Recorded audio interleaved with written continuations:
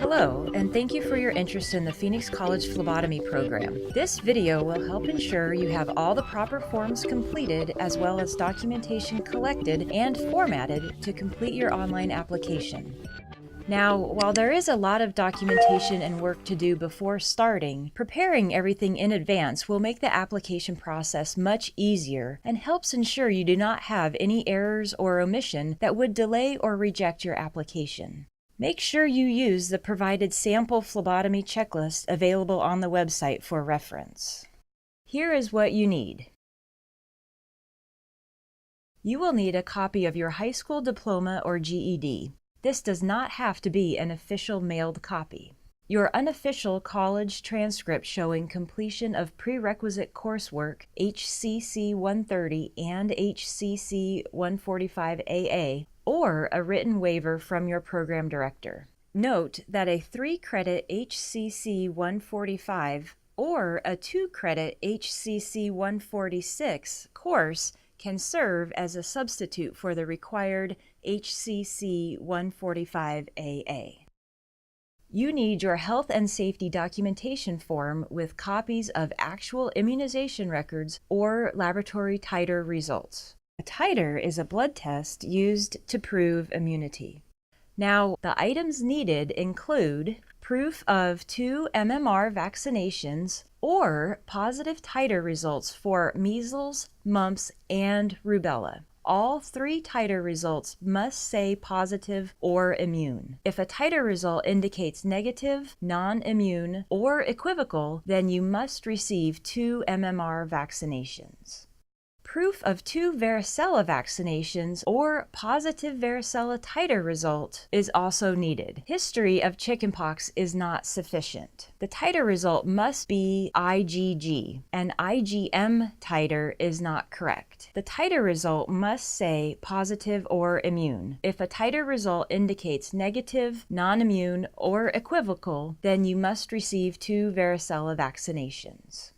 You will also need proof of tetanus, TD, or Tdap vaccination within the last 10 years. Additionally, proof of 2 negative tuberculosis skin tests within the last 6 months, or a negative chest X-ray within the last 6 months. This is very important, and many students do not complete this step correctly. Note that you must have 2 negative TB skin tests within the last 6 months. If you have received an annual TB skin test, then you need to submit proof of the previous year's skin test in addition to the current year's test.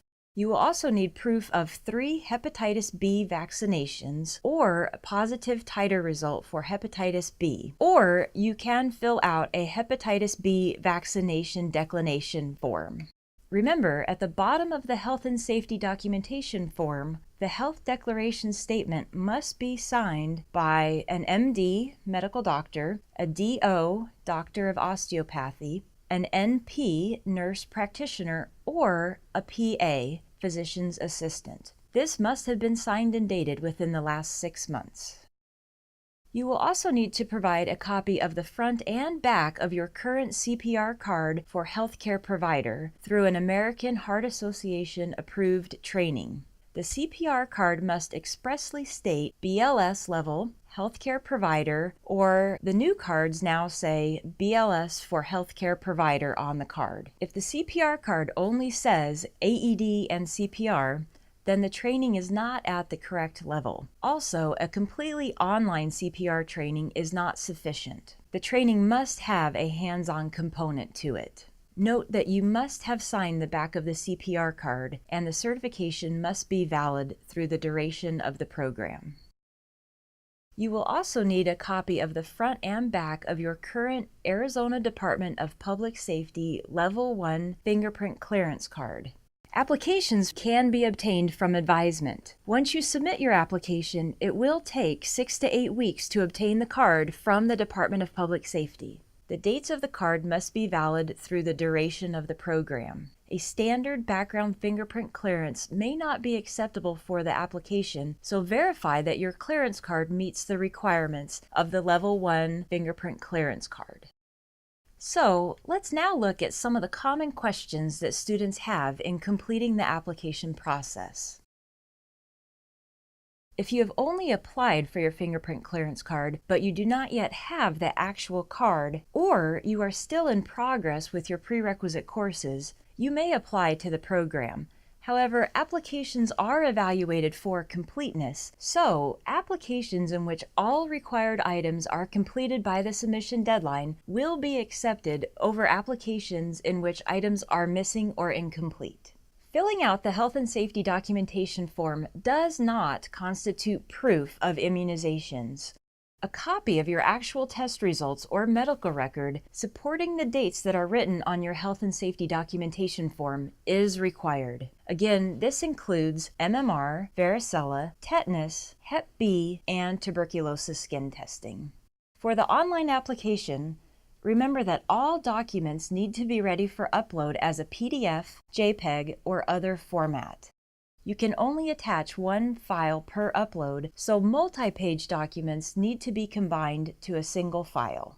So now that you have everything ready, you are probably wondering about the process. After the submission deadline, all applications are reviewed by the Application Review Committee. The most complete applications will be accepted for admission to the program. 2 to 4 weeks after the submission deadline, all applicants are notified of their status, whether accepted or not accepted. If you are accepted, you will be given further information about registering for the program courses.